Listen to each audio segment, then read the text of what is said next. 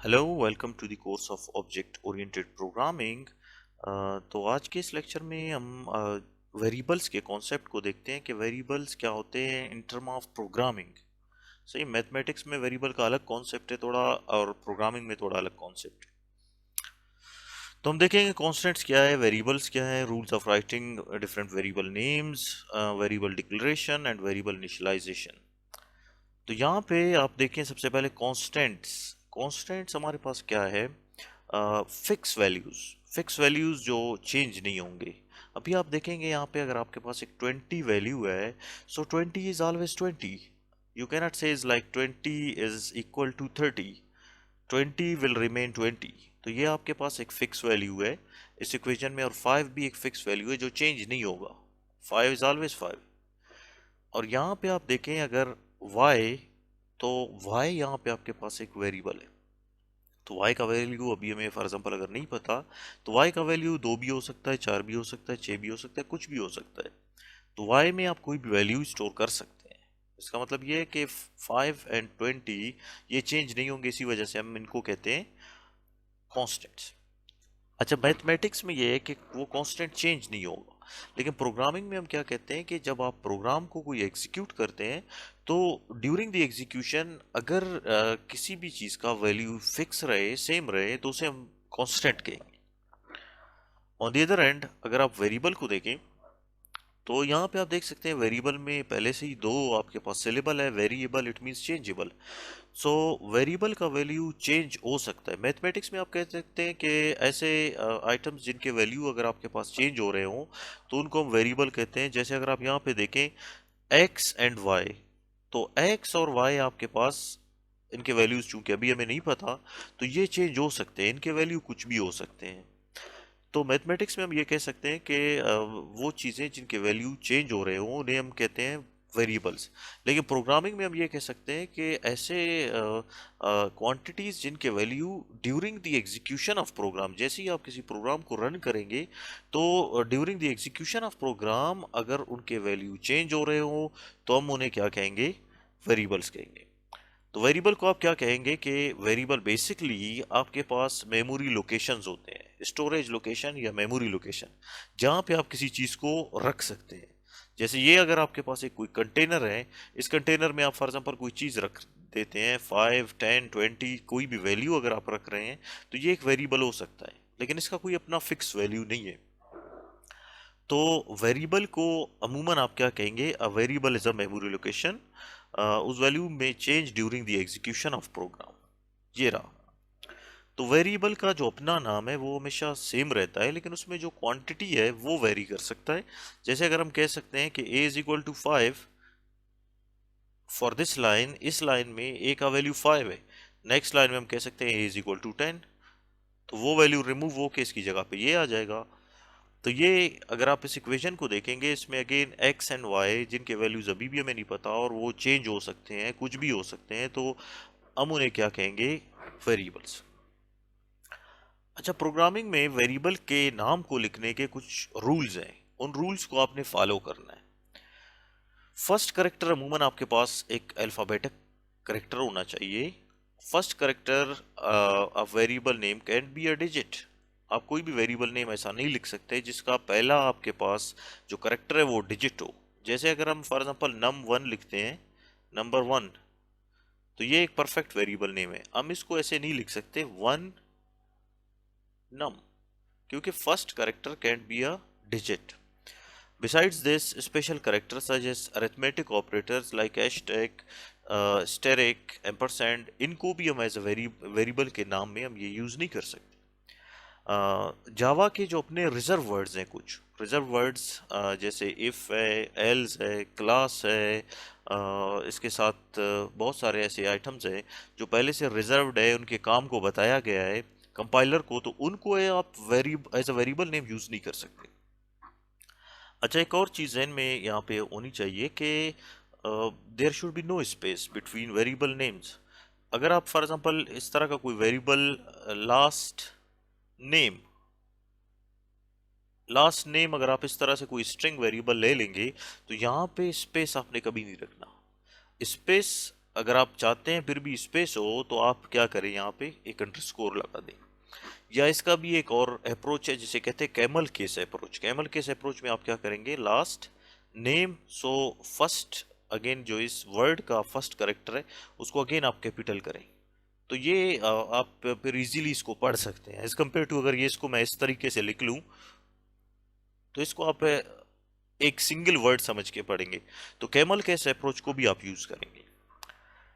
एक वेरिएबल को जब आपने एक डेटा टाइप के साथ डिक्लेयर कर लिया, दोबारा से सेम प्रोग्राम सेम स्कोप में आप उसे दूसरे वेरिएबल दूसरे डेटा टाइप के साथ डिक्लेयर नहीं कर सकते। जैसे अगर हमने क्या किया एक प्रोग्राम में इंटीजर ए और अगेन हम क्या करें फ्लोट, इस डेटा टाइप के साथ मैं अगेन इसको अगर डिक्लेयर करूंगा तो ये आपके पास एक जेन्युइन एरर है। जावा इस केस सेंसिटिव का मतलब ये है कि अपर केस और लोअर केस में प्रोग्रामिंग लैंग्वेज को अंडरस्टैंडिंग है। कुछ ऐसे लैंग्वेजेस हैं हमारे पास जिनमें अपर केस और लोअर केस का कोई खास मसला नहीं होता, जैसे विजुअल बेसिक आपके पास है। तो आप अगर दे सकते हैं कि pay and again pay, these all three are different variable names.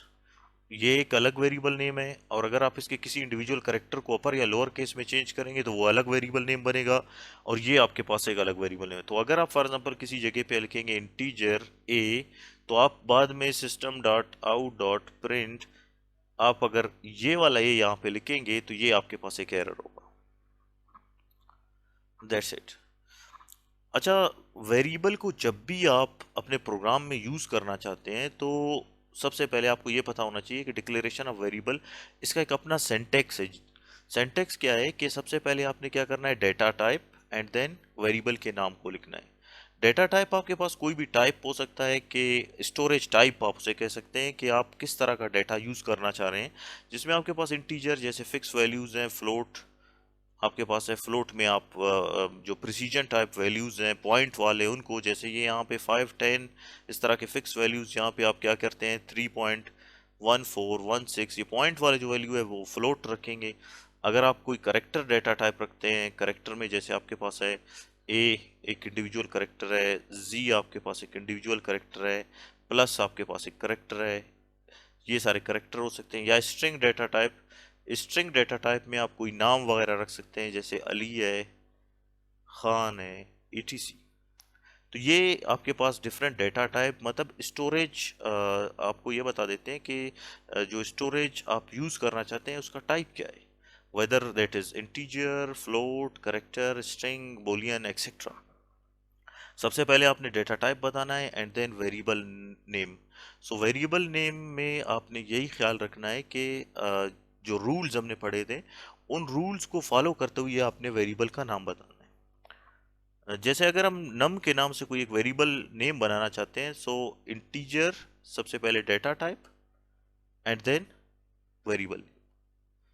तो ये सबसे पहले आप data type and then variable name. अब जब जैसे ही ये आपने प्रोग्रामिंग में लिख लिया इंटीजर नम, तो आपके पास मेमोरी में जो मेन मेमोरी आपके पास प्राइमरी मेमोरी रैम है, उसमें इस तरह के स्लॉट्स बन जाएंगे। मेमोरी किस तरह से डिफरेंट स्लॉट्स हैं, तो आप अगर देखेंगे स्लॉट्स में से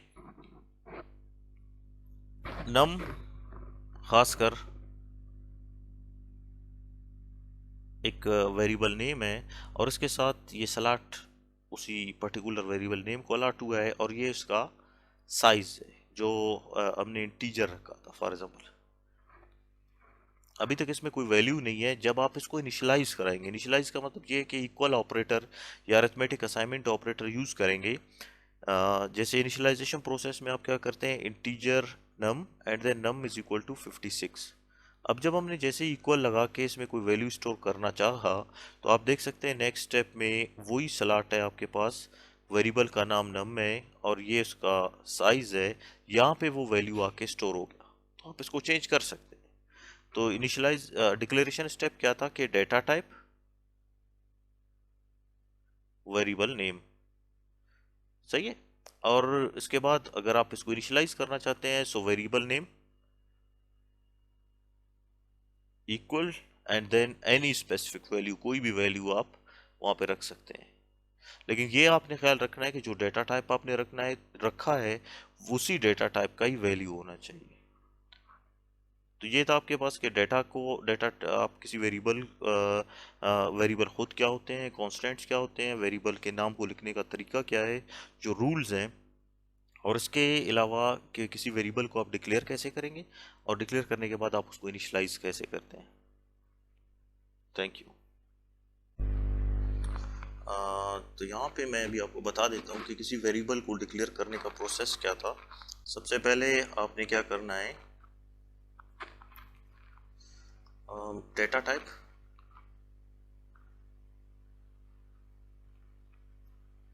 and then variable name.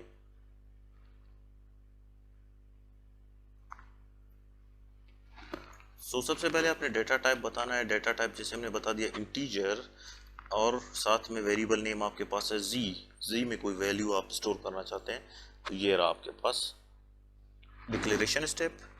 Declaration step के बाद जब आप कोई इनिशियलाइज करना चाहते हैं, इसमें कोई वैल्यू स्टोर करना चाहते हैं, तो z इज इक्वल टू 10, तो इसमें भी आपने 10 वैल्यू स्टोर कर दिया। सबसे पहले हमने इसको इनिशियलाइज कर दिया। इनिशियलाइज का प्रोसेस ये है कि data type and variable name, and then आप वेरिएबल का नाम लिख के, ये जो आपके पास अरिथमेटिक असाइनमेंट ऑपरेटर है, असाइनमेंट ऑपरेटर को यूज करते हुए आप क्या करेंगे, इक्वल टू 10। सो प्रिंट करने के लिए अगेन आप आउटपुट स्टेटमेंट आपके पास जावा में है, system dot out dot print, and then आप z के वैल्यू को डायरेक्ट जानना चाहते हैं, so you have to put z directly. So run करने के लिए F6 और यहाँ पे आप क्लिक करें, सो डेफिनेटली ये वैल्यू आपके पास आ गई।